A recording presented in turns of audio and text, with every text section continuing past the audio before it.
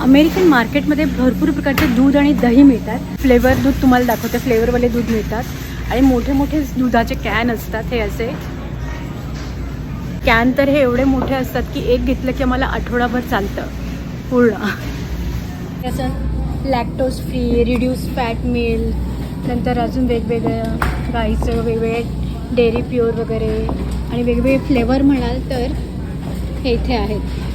Chocolate flavour आहे, विटॅमिनवालं, whole milk, अजून प्रो पावडर, प्रोटीन पावडरचं, सिल्कवालं, ओट मिल्क आहे, इथे अल्मोंड मिल्क आहे. त्याचबरोबर स्ट्रॉबेरी आणि अजून वेगवेगळ्या फ्लेवरचे दूध इथे मिळतात आणि दुधाचा एक कॅन 1 गॅलनच्या वरती असतो.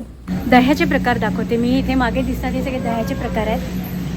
आणि दही सुद्धा इतक्या प्रकारचे, mango flavour, cherry, strawberry, plain आणि अजून काही काही रिड्यूस मिल्क, फॅट मिल्क, भरपूर 1760 प्रकारचे दुधाचे आणि दह्याचे प्रकार इथे अमेरिकेत मला दिसले.